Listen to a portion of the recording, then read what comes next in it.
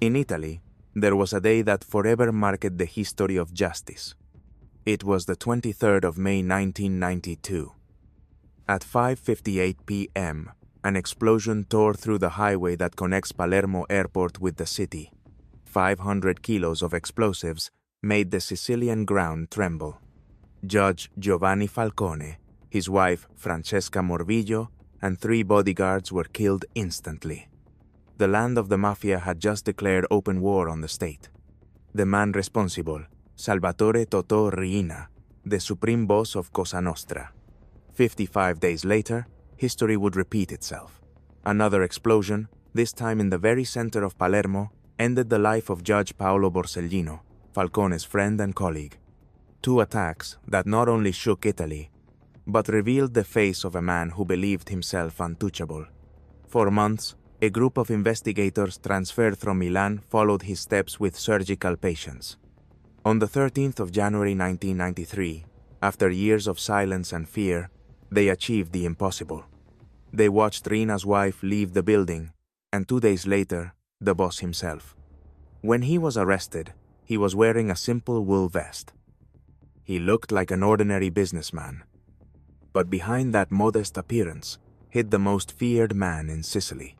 With his capture, 24 years on the run came to an end, along with an era of terror that had left hundreds of dead in its wake. Totò Riina, the son of a farmer from Corleone, had managed to control the entire island through blood, fear, and silence.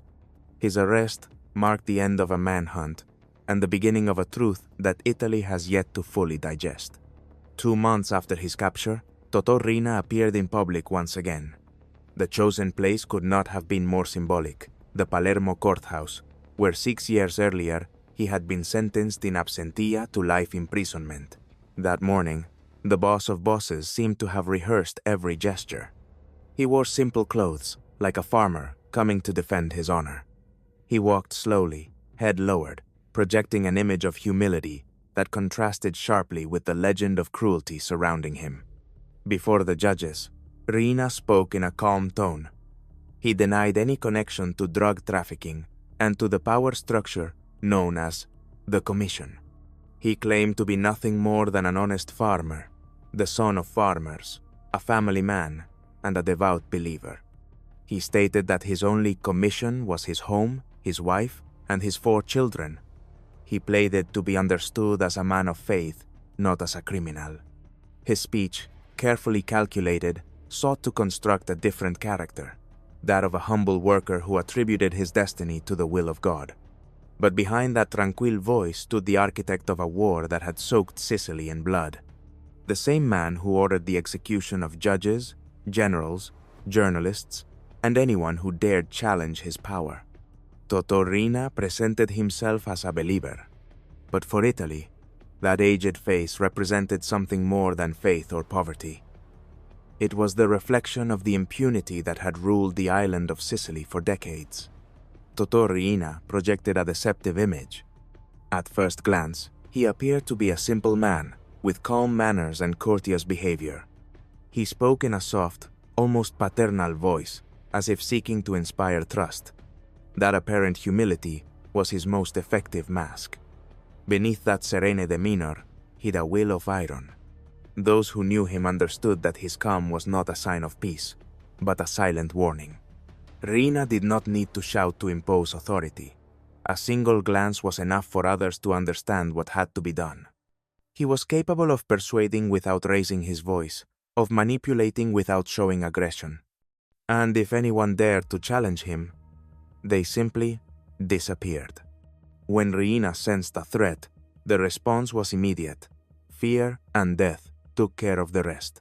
One former member of Cosa Nostra would recall years later the first time he saw him. Riina was hiding in the home of a relative, far from the eyes of the police. That young man, still unaware of who that visitor was, barely realized that he was sharing a roof with the most dangerous fugitive in Italy. Years passed, and that same witness would be formally recruited by the organization. During the initiation ceremony, he met Riina under the mafia ritual that sealed loyalty with blood. That day, the boss greeted him with a sentence he would never forget. "I didn't want you to be recruited. You're in the hands of the most incompetent representative in the history of Cosa Nostra. And as soon as I can, I'll put a hole in his head." It was his way of warning that in his world there was no room for error or weakness. Totò Riina trusted no one. Only fear, obedience, and death as instruments of power. The power Riina attained did not arise out of nowhere. It was the result of decisions and silences woven within his hometown. Corleone, 60 kilometers from Palermo, preserves narrow streets and tightly packed houses, a stone labyrinth where history and custom mark every step. There, the mafia was present in a diffuse way, visible in daily life and, at the same time, difficult to pinpoint precisely. In one of those houses, Salvatore Riina grew up. His family worked the land. His childhood unfolded amid rural labor and the harshness of the countryside. His figure does not emerge from myth. It arises from the social landscape of rural Sicily at the time, a territory where formal authority frequently failed, and alternative forms of power imposed themselves through force. Those who knew him then recall everyday scenes. A young man returning home after long days of work in the fields, a town where many shared school and later life, though along different paths. Among those companions were some who would later cross the boundary, separating civilian life from criminal life. An episode etched into local memory changed the fate of the Riina family forever. Returning home one day, the father found a military device, abandoned after the passage of American troops. He believed he had found a useful resource. Material to make tools, to repair the plow, to obtain durable metal. What seemed like an opportunity would soon reveal its danger. That discovery set in motion a chain of events that pushed the family toward precariousness and survival. Material loss was the first blow. The consequences would be far greater. For the young Salvatore, those events represented a rupture that shaped his character and his view of power. The line between necessity and violence became increasingly blurred. From Corleone, an implacable ambition began to take shape. What started as adaptation to daily hardship gradually turned into absolute control over territories, economies, and human destinies. The logic of command imposed itself through force and the elimination of anyone who stood in the way. Thus was forged the man who, decades later, would consolidate an empire of blood in Sicily. Totò Riina's father believed he had found a valuable resource. That device, abandoned after the war, seemed to offer useful material for the family, durable metal to repair the tractor and make hunting cartridges. Nothing suggested the tragedy that was about to occur. In front of his house, while attempting to empty the bomb, an explosion destroyed everything. The father died, one of the brothers died, and even the draft animal that sustained their livelihood was killed. Only the young Salvatore survived, suddenly becoming the support for his pregnant mother and for the few remnants of a family that had lost everything. That explosion did not only destroy a home, it marked the birth of a mindset. From then on, survival and power would be, for Riina, matters of pure necessity. The rural setting in which he grew up was a portrait of post-war Sicily, a territory dominated by latifundia, vast tracts of land controlled by a few landowners who lived in Palermo and left authority in the hands of overseers. Peasants worked from dawn to dusk, subject to those who decided their fate with a gesture. The overseers administered labor, punishment, and even the dignity of the workers. For many, abuse was daily life, justice, a distant concept. Within that feudal structure, real power was not found in palaces or offices, but in those who knew how to impose respect, control, fear, and guarantee order in their own way. From that archaic, harsh, and unequal system, the first organized form of mafia power would emerge. It was in that environment, among wheat fields and enforced silences, that the mindset defining Totò Riina began to form. A mix of obedience, resentment, and a fierce determination never to be a victim again. In that feudal Sicily, peasants lived under the absolute rule of overseers. Men who decided who worked, who ate, and who suffered punishment. Submission was not an option. It was the only way to survive. Meanwhile, the nobles resided in Palermo, far from the sweat and dust of the fields. From the cafes of Piazza Marina, they observed their lands from a distance, without involving themselves in the lives of those who cultivated them. They expected only one thing: money. That system created the perfect ground for the rise of a parallel power. The mafia was born from that need for control, disguised as protection. The overseers, turned into intermediaries between the people and the aristocracy, began to impose their authority, shielded by the rhetoric of order.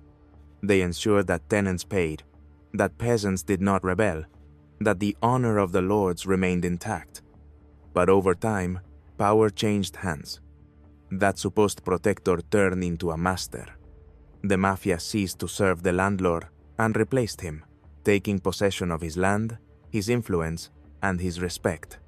The old nobles were dispossessed without receiving any compensation. Silently, Sicily's economic and social power shifted from the palaces to the shadows. The judicial file of Totò Riina preserves his first photograph. He was barely a boy, born in 1930. At that age, he was already listed as responsible for a homicide. During a local dispute in San Giovanni di Corleone, a confrontation between young men ended in tragedy. The adversary, Vincenzo Di Matteo, attempted to resolve the conflict with a pistol in hand. Riina responded without hesitation. He fired a single shot, hitting him in the leg. The wound was fatal. The hemorrhage ended his life within minutes. A few days later, the young man was arrested and transferred to Ucciardone prison in Palermo and later to Termini prison. He was only 19 years old. His name was already linked to violence.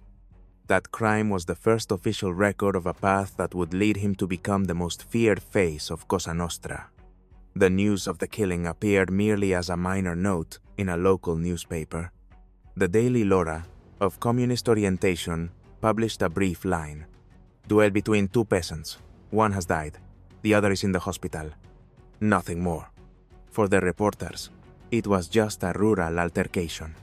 But that anonymous event would mark the beginning of one of the most feared criminal trajectories in Europe.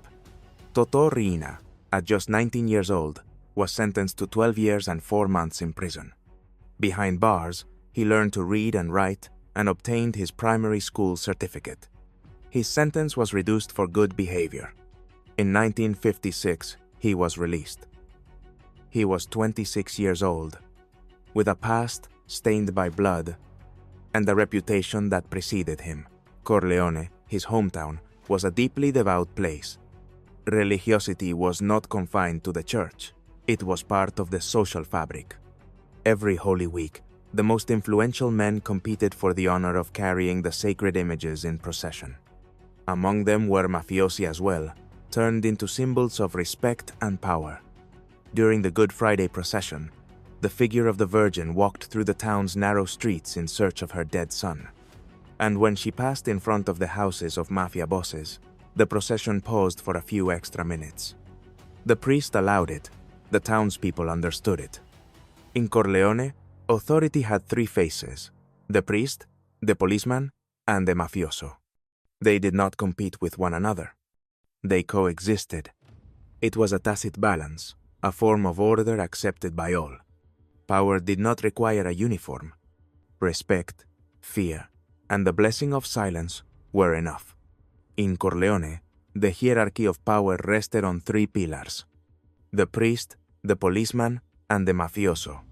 Each represented a different form of authority. The first blessed unions, the second guaranteed order, and the third resolved conflicts beyond the reach of the law. It was a silent balance, accepted by everyone. Faith, law, and fear coexisted in the same space. Within that context, even the men of Cosa Nostra considered themselves believers. Most had been raised under the rites of the church: baptism, communion, confession. And although they committed atrocious acts, they claimed to act for the good of the community. In their distorted logic, violence was a form of justice. One of them would explain it years later with stark honesty: "After every murder, I went to church. I couldn't confess to anyone, only to God. I asked for forgiveness, and when I prayed, I felt clean. I believed the victim deserved it. That contradiction defined the essence of mafia power in Sicily, a blend of faith, guilt, and moral conviction. The same men who ordered killings went to Mass every Sunday. They prayed, made donations, took part in processions, and the people saw them as benefactors, not as criminals. Sicily has always been a land of contrasts. Isolated, proud, and marked by centuries of foreign domination, its history forged a complex relationship with authority. For generations, power came from outside. First, the Spaniards, then the Bourbons, later the Italians from the north. None managed to earn the trust of the people. In that vacuum, a different loyalty was born. Not toward the state, but toward whoever could offer justice, protection, or revenge. And within that distorted loyalty, the mafia found its strength. Throughout history, Sicily has been a land conquered time and again. Phoenicians, Greeks, Romans, Arabs, Normans, Spaniards, each left its mark, but none allowed the island to govern itself. There was never a truly Sicilian dynasty. Power always came from outside, and with it, a distant form of justice, detached from the needs of the people. In that vacuum of authority, new figures emerged. Men who promised protection, who settled disputes, who guaranteed a form of order. They were not judges or soldiers, they were the first mafiosi. The term mafioso, in its origins, was not linked to crime. It referred to the uomo d'onore, the respected man, the mediator, the one who delivered justice where the state did not reach. In a land without solid institutions, he was long seen as a necessary evil. If a farmer was stripped of his land, he turned to him. If a family needed to resolve an offense, he intervened. Even in matters of honor, such as forced marriages or family disputes, his word carried more weight than the law. The mafioso became a symbol of paternal authority. He protected, punished, and above all, inspired respect. One former member of Cosa Nostra would explain it years later with absolute coldness. We knew everything that was going on. If someone stole, we were the ones who punished them, not because we were seeking justice, but because the order of the neighborhood depended on us.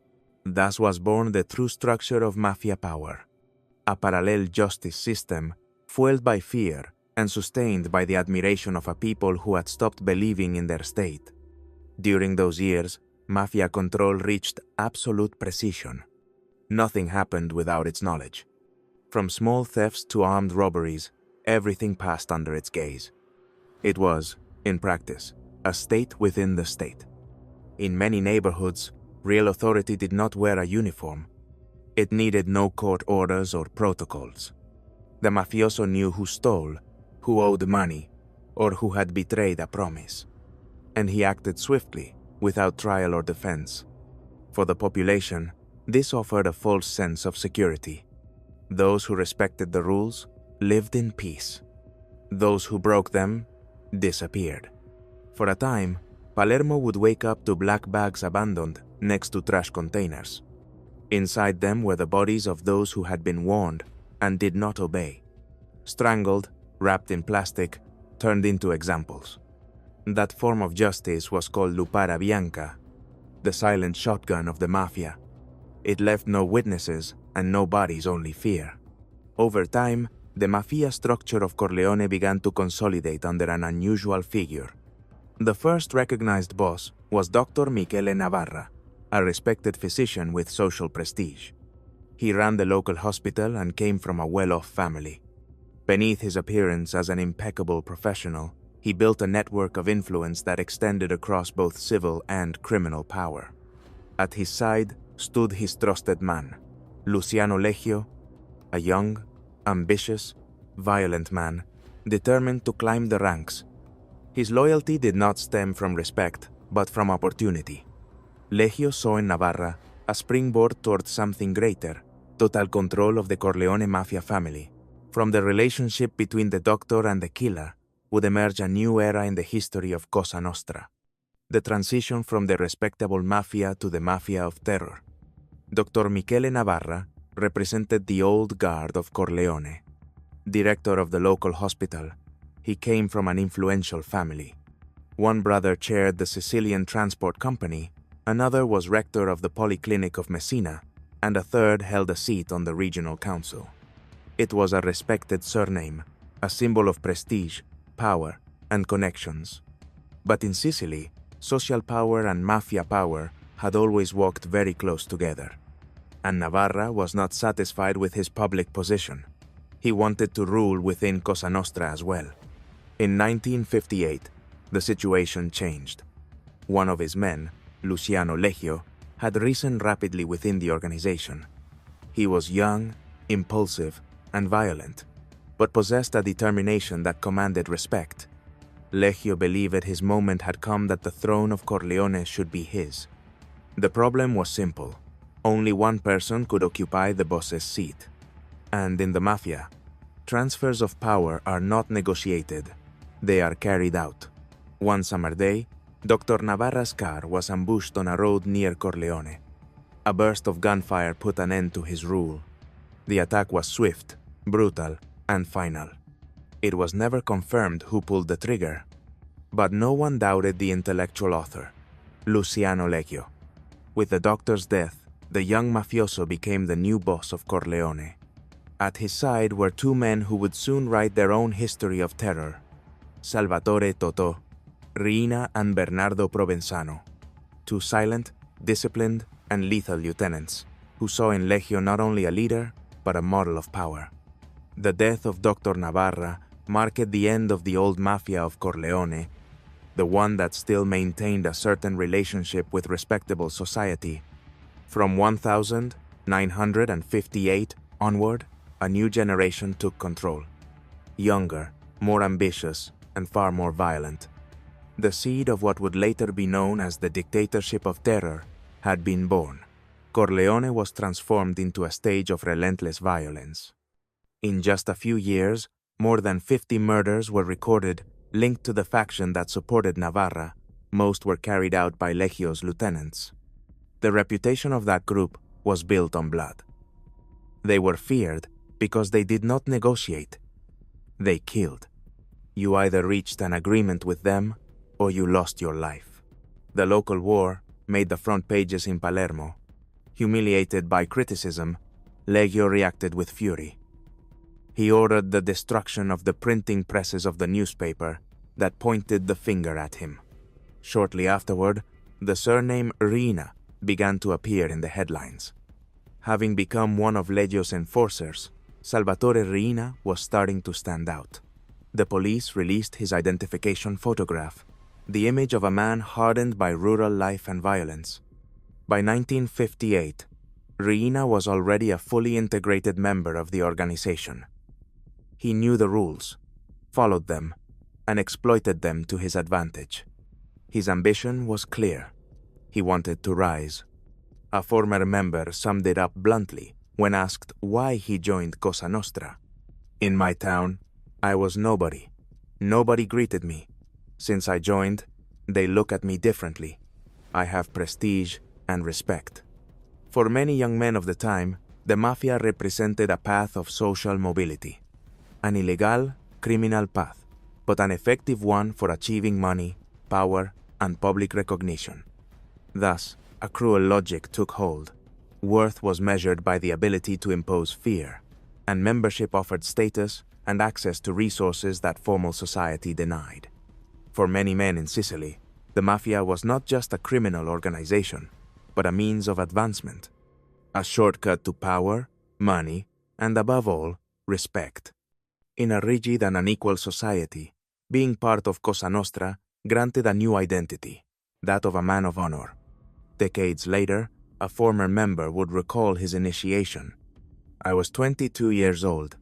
I was summoned to a remote place along with 6 other young men.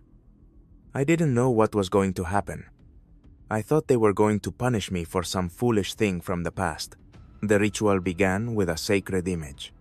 With a needle, They pricked his finger, and the blood fell onto the paper.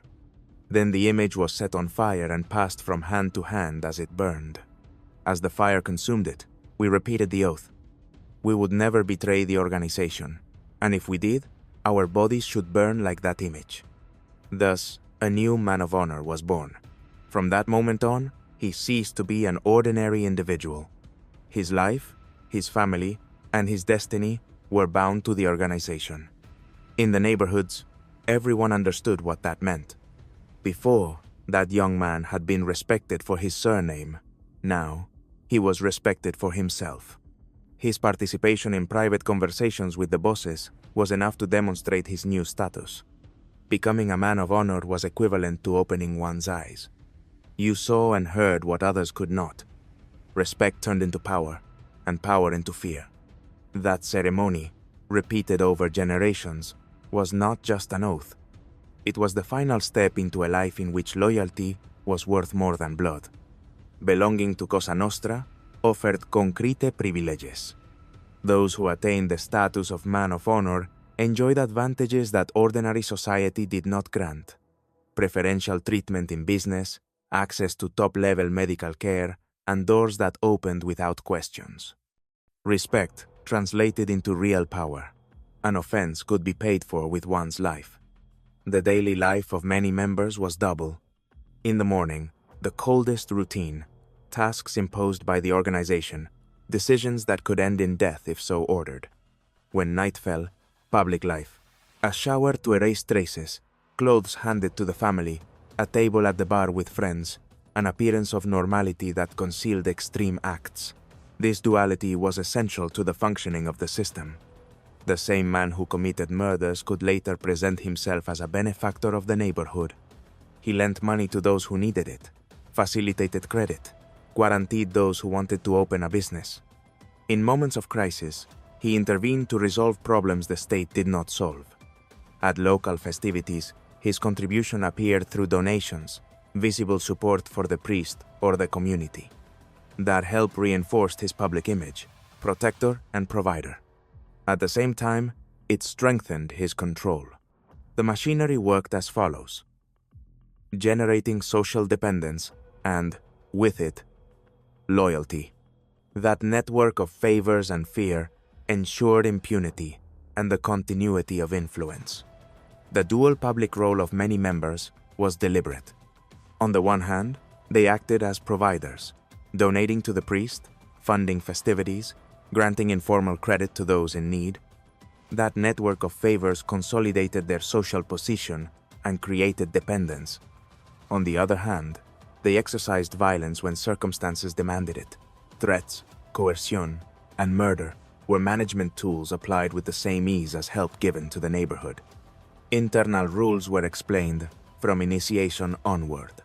They were strict rules, with sanctions that could reach the death penalty for those who broke them. Informing the police, maintaining relations with the family of another man of honor, or physically confronting an important member were offenses that, according to the unwritten code, required irreversible punishment. This mix of benefits and punishments formed the framework of control, social protection and repression, reward and terror. In this way, loyalty was forged and resistance silenced. Members of the organization who were imprisoned, even after arrest, retained a status that translated into privileges in penitentiaries such as Ucciardone. Prison did not always imply a total loss of power. At times, it became a new stage from which to continue operating. This chain of public favors and private violence explains why the mafia proved so difficult to eradicate. It offered immediate solutions where the state did not, and punished with brutality anyone who tried to break that circuit. At 33 years of age, Riina returned to Ucciardone prison. He had been arrested in Corleone, where he was hiding as a fugitive after the massacre that had eliminated the main members of the Navarra family. The arrest was almost accidental. Officers from the police station stopped him, and he, with complete confidence, showed a false document. He was taken to the police facility, and there he was recognized and arrested. In prison, he appeared different. He was no longer the apprentice, but a man with authority. Among the detainees, his figure commanded respect. He had ceased to be a young man without a history and had become a recognized boss. 6 years later, in 1969, a court in Apulia was chosen to handle the proceedings against Legio, Riina, and their accomplices for the murders linked to Navarra's fall. The decision caused surprise. Defense lawyers argued that Palermo did not guarantee impartiality. On the eve of the verdict, the atmosphere grew even more tense. The presiding judge received an anonymous letter threatening to blow up the building if any of the gentlemen of Corleone were convicted. Riina appeared in the dock, but media attention focused mainly on Legio, the public figure of the group. Even so, Riina's name began circulating forcefully in police reporting. His file and photograph became proof that he was no longer a simple local agitator. He was part of a leadership group that had changed the map of power in Sicily. The stage that followed placed Riina in a prominent position within the organization. The violence and cunning he displayed in those years would form the basis of his later rise. The verdict stunned all of Italy. All the Corleonesi were acquitted. However, a state prefect, aware of the danger they represented, ordered their confinement outside Sicily. The measure sought to remove them from their natural environment, but it was not a prison sentence, it was house arrest. And as expected, they escaped. They returned clandestinely to the island, protected by other mafia families. Because within Cosa Nostra, there existed an unwritten rule: the fugitive is never alone. The mafioso on the run does not flee to exotic countries or live hidden in distant mansions. He remains in Sicily, because whoever leaves his land loses power, loses respect, and in that world, that is equivalent to disappearing. That same year, 1969, an episode would mark a new escalation in violence. A group of hitmen burst into the offices of real estate developer Michele Cavataio in Palermo in broad daylight. The attack was a burst of automatic gunfire. Cavataio and several of his men were killed. According to mafia codes, Cavataio had gone too far, extending his influence beyond what was permitted. And within Cosa Nostra, that was paid for with one's life. During the clash, one of the attackers was killed, and the gunmen took his body with them to avoid leaving any trace. Years later, it became known who he was: a Bagarella, brother of Leoluca Bagarella, Totò Riina's brother-in-law. That fact revealed something important. The Corleonesi were no longer a simple family from the interior of Sicily. They had begun to play an active role in the conflicts of the powerful Palermo families. Their influence was expanding, and their name was beginning to instill fear even in the highest circles of the organization. The newspaper L'Ora published an enigmatic headline: "Hatred has patience." That attack was planned with military precision. Years later, mafia turncoats would confirm that the man who led the death squad on Viale Lazio was Salvatore Riina. The event made it clear that the old mafia guard was in decline. A new generation, violent, ruthless, and without moral codes, had taken control. Cosa Nostra operated as a pyramidal structure. At the top stood the Commission, a kind of board of directors made up of the bosses of the main Sicilian families.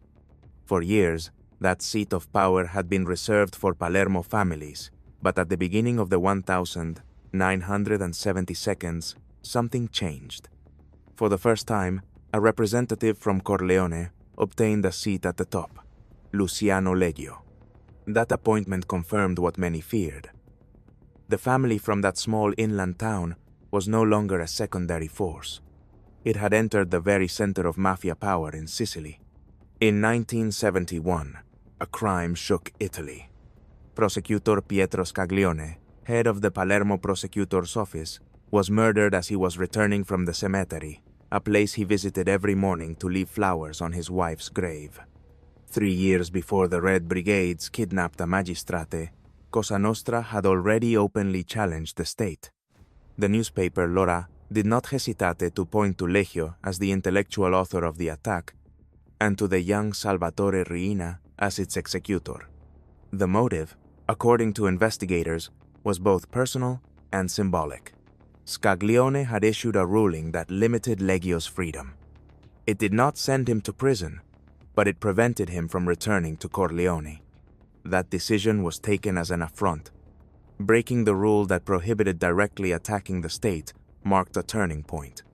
It was a message from the Corleonesi to the rest of the organization. They were willing to go further than anyone else. That same year, the police seized the fourth known photograph of Riina. It was not a police image, but a personal memento. He appeared in Piazza San Marco in Venice, alongside his wife, Ninetta Bagarella, during their honeymoon. Their story had begun years earlier, when Riina was 26 and she was barely 14. They married in secret, hidden from justice and from the world. When they were finally able to do so publicly, he was 44 and she was 32. Behind that image of an anonymous couple in a tourist setting hid the most dangerous fugitive in Italy, a man who alternated domestic life with control over a criminal machinery that had already begun to challenge the state itself. Totò Riina and Ninetta Bagarella had 4 children.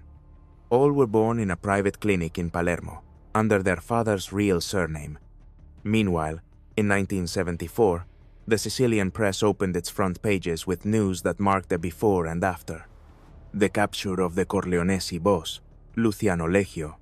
He was arrested in Milan, in a discreet apartment, where he lived with a woman and a child. He went by the name Mr. Antonio. When he was presented to photographers, he smiled arrogantly, as if the arrest were merely a temporary setback. Within the organization, suspicions arose. Some of his men believed that Riina had betrayed his boss, facilitating his capture and blocking any escape attempt. Riina himself, according to those testimonies, promised to take charge of a rescue, but never did. Leggio would spend the rest of his life in prison. And thus, without firing a single bullet, Totò Riina took his place. By 1974, he was already part of the triumvirate that controlled Cosa Nostra. Those who knew him from the inside described him in blunt terms. Riina was a born traitor. He turned fathers against sons, brothers against one another. He was like woodworm. He advanced slowly, destroying from within. He was not a politician or a diplomatic strategist. He was a pure criminal, guided by the instinct to survive and dominate. That coldness was precisely what allowed him to rise while others fell. At that same time, the power of the Corleonesi was extending even over institutions. Lieutenant Colonel Russo of the Carabinieri had thoroughly investigated the links between the mafia and public contracts for the Garcia Dam. That investigation cost him his life. Russo was murdered just a few kilometers from where he worked. His death was a clear message. Anyone who dared touch the interests of the Corleonesi would be silenced. A local councilman, interviewed shortly afterward, summed it up simply. To do something like that, you need power. And here, the mafia still has it. The colonel's death was just one more in a chain of murders that consolidated Riina's absolute power. Cosa Nostra no longer controlled only Sicily. It had begun to openly challenge the Italian state. To eliminate Colonel Russo, power was required. The power of someone who did not fear directly defying the state. That was the hallmark of Totò Riina and his lieutenant, Bernardo Provenzano. Until then, the traditional mafia had followed an unwritten rule. Do not draw attention. It infiltrated institutions, blended into business, and remained in the shadows. It did not confront the state head-on, it preferred to corrupt it. Riina and Provenzano broke with that logic. They decided to turn Cosa Nostra into an open strike force. They chose the path of armed confrontation. For the first time, the mafia stopped acting as a hidden power and began behaving like a clandestine army. In 1978, a crime confirmed that the violence of the Corleonesi was not limited to the state. In Palermo, Giuseppe Di Cristina was murdered, a member of a historic mafia family from Riesi in the province of Caltanissetta. He was an intelligent man, with influence within the old mafia structure. But he had made a mistake. He distrusted Riina. Di Cristina had sensed that something dark was taking shape. He tried to warn his allies in Palermo, about the threat posed by the new boss of Corleone. He even spoke with a carabinieri colonel, not as an informant, but as an intermediary. He wanted to warn that Riina was not just another mafioso. He was a conqueror determined to bring all of Sicily under his command. But in Sicily, warning too much is signing one's own death sentence. The Corleonesi found out. Leaks within institutions allowed them to track Di Cristina's every move. Shortly afterward, he was murdered. His body appeared riddled with bullets in Palermo. The old mafia, the one that negotiated and avoided scandal, was being replaced by a far more ruthless one. The message was clear. Anyone who did not align with Riina would have no place in the new Cosa Nostra. The era of silence had ended. The era of terror was beginning. Totò Riina had turned Cosa Nostra into a regime of fear. His ambition knew no limits. He wanted absolute control, and he knew only one way to achieve it: death. During the final years of the 1970 seconds, his strategy was clear. Eliminate any obstacle, inside and outside the organization. Terror became his instrument of command. In 1979, a chain of assassinations began that shook Italy. The first was that of journalist Mario Francese, a reporter for Il Giornale di Sicilia. Francese was not an ordinary reporter. He investigated deeply, sought causes, not headlines. He was among the first to write about the Corleonesi, pointing out their rise and their methods. That boldness cost him his life. One night, outside his home, he was gunned down. His murder marked the beginning of a new phase, total war against anyone who spoke too much. Days later, violence reached politics. The regional secretary of the Christian Democracy Party, Michele Reina, was assassinated. Reina had refused to collaborate with the economic interests of the Corleonesi. Riina decided he had to disappear. Shortly afterward, the Palermo police were also struck. The head of the mobile squad, Boris Giuliano, was murdered in broad daylight while drinking coffee. He was an experienced investigator who had begun to follow the trail of drug trafficking money. His execution was a direct declaration of war on the state. The year 1979 became etched in memory as the beginning of an unprecedented era of terror. Judges, journalists, politicians, police officers, no one was safe. And as bodies piled up, the institutional response was weak. Mass funerals, speeches of outrage, promises of action, but little real effectiveness. The mafia had understood one thing. Fear paralyzed more than bullets. The Corleonesi controlled Sicily through blood and silence. Riina was no longer just a mafia boss. He was the symbol of a power that had imposed itself over the state, the media, and society. The organization's violence did not only seek to eliminate enemies. It pursued a clear objective to extract obedience through fear. Anyone holding public office, who pushed effective measures against corruption, knew they were exposing themselves to real danger. This was not a rhetorical threat. It was a practical warning about the consequences of confronting mafia interests. When a politician tried to impose transparency in public procurement, the response could be swift and lethal. The logic was brutal and pragmatic. If it was not possible to tame or corrupt whoever stood in the way, the final solution was to eliminate them. The procedure for incorporating new executioners was deliberate and perverse. First, the novice was introduced to discussions and minor tasks. Then, in a controlled manner, he was exposed to examples of violence already carried out. Little by little, he was asked whether he had the courage to act, whether his hand would be willing to pull the trigger. And when the final test arrived, it was no longer a matter of observing. He was forced to participate, to keep watch, to accompany, to turn fear into action until death was normalized as a tool of command. Thus, a chain of obedience was forged that required no written orders. Direct experience, the completion of a violent act, and shared complicity were enough to keep the system running. Violence gradually became routine. New initiates learned to kill as one learns a trade, without questions, without remorse. For many, the original act taking a life eventually lost its moral weight. It acquired the coldness of just another task, comparable to bringing down a piece of game. A confessing witness described how, over time, he stopped thinking. The system carried him along. Repetition, group pressure, and the need to belong erased reflection. He moved like someone wearing blinders, focused solely on carrying out orders. We went, we killed. We didn't think about it for even 2 minutes, he would recall.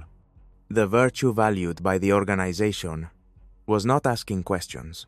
Obedience was the measure of worth.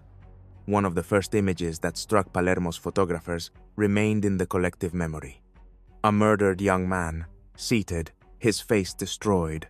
The scene seemed theatrical in its brutality. Reporters dubbed it the Two Christs.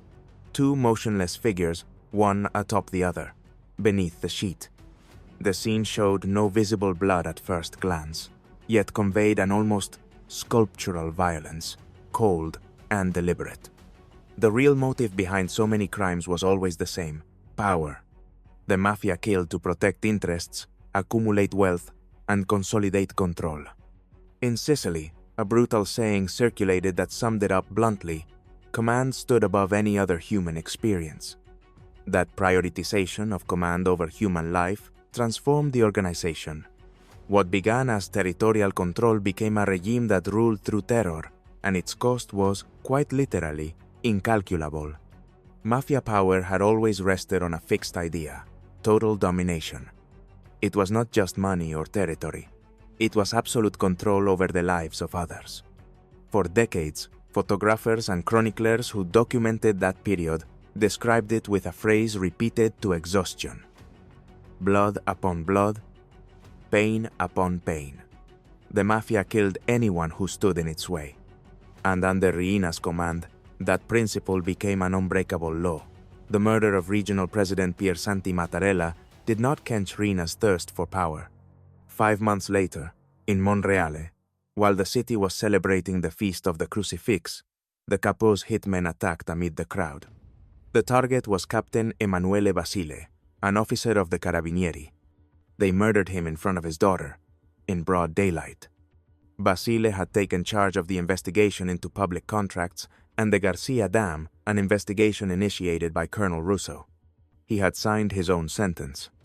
Riina understood that his rise within Cosa Nostra could only be sustained through fear. Each new crime was a warning to everyone else. At that time, he believed that a show of force would be enough for the other families to accept his leadership. He thought terror would suffice to impose respect and avoid a war. But he was wrong. Discontent was growing among the Palermo bosses. Stefano Bontade, Salvatore Inzerillo, and Gaetano Badalamenti, figures of the old Cosa Nostra, were convinced that Riina had to be eliminated.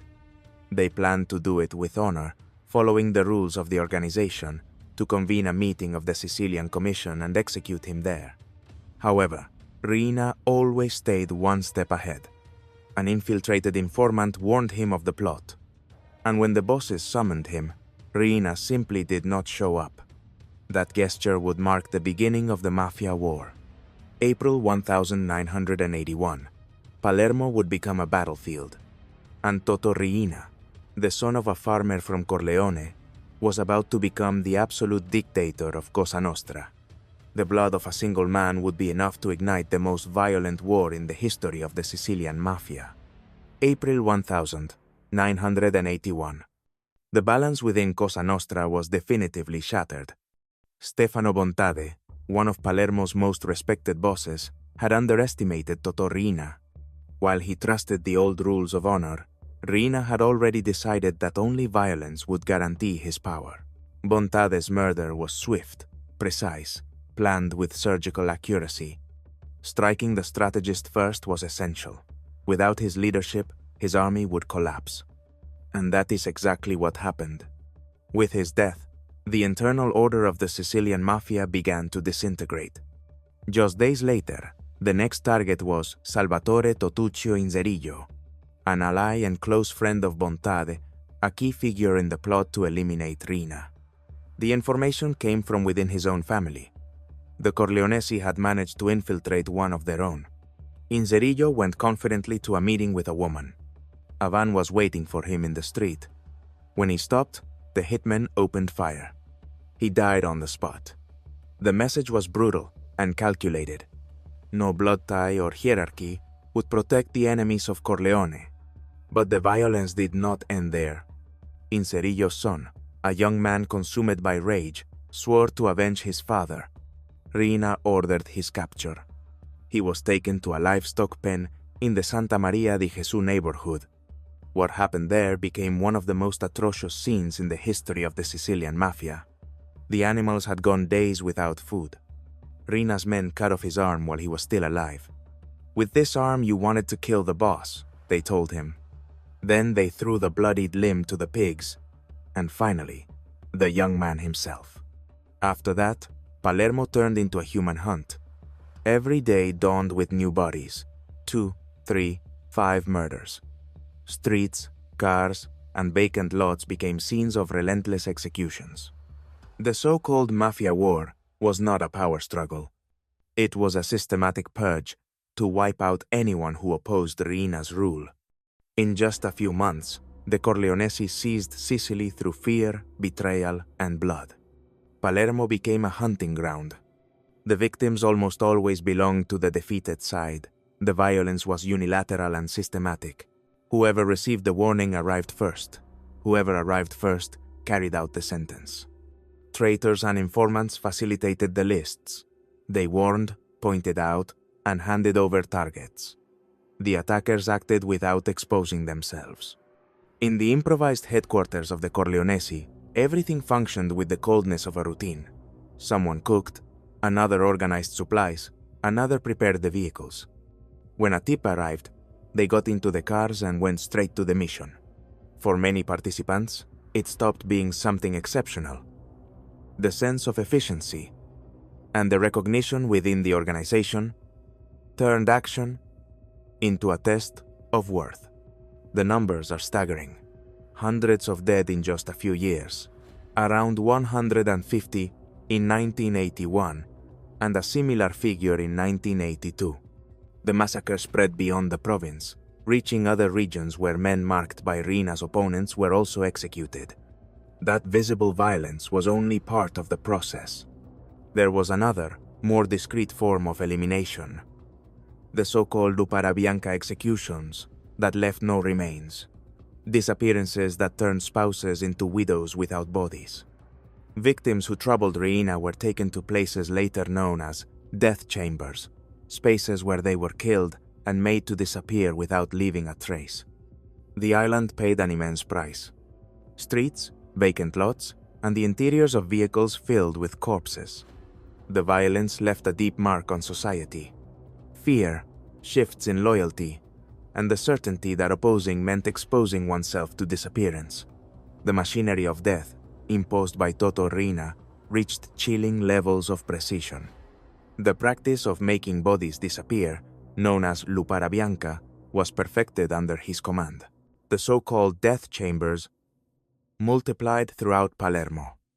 Each family had its own space to execute and eliminate those who got in the way, whether mafiosi or merely inconvenient witnesses. They were hidden, austere, functional places. In many of them there was a swivel chair, like a dentist's, a nearby bathtub, and hooks driven into the walls. There, prisoners were interrogated, strangled, and then dissolved in acid. The remains were dumped into the sea through pipes, erasing all traces of the crime. One of the repentant mafiosi would later recall the details with chilling detachment. Strangling was not easy, he said, but in a group, it was quick. When the body relaxed, it betrayed the end. The smell indicated that life was gone. Thus, the cycle of violence was closed. There were no witnesses, no bodies, no burials, only the certainty of fear. On the 30th of November 1982, the internal mafia war reached its final point. That day, Salvatore Riina eliminated Salvatore Riccobono, one of the last bosses who still resisted his dominance. The meeting was planned, with the calm of someone who knows he has already won. Riina invited Riccobono to lunch. They shared the table, talked with apparent cordiality. After lunch, while the guest rested, Riina lunged at him and strangled him with his own hands.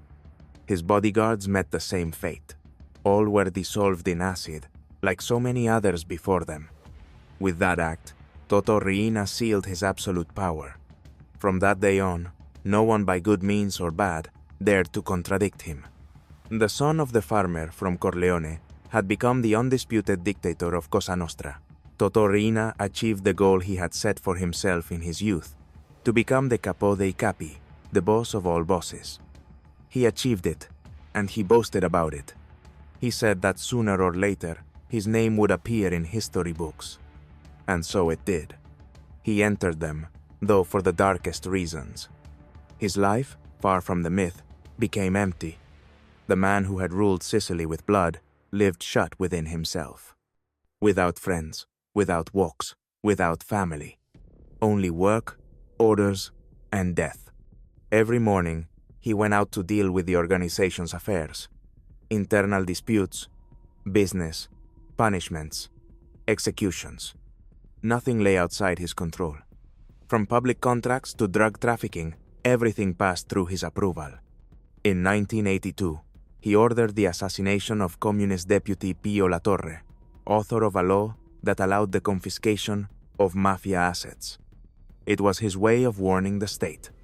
The government's response was to send Carlo Alberto Dalla Chiesa, a general of the Carabinieri and a hero of the fight against terrorism.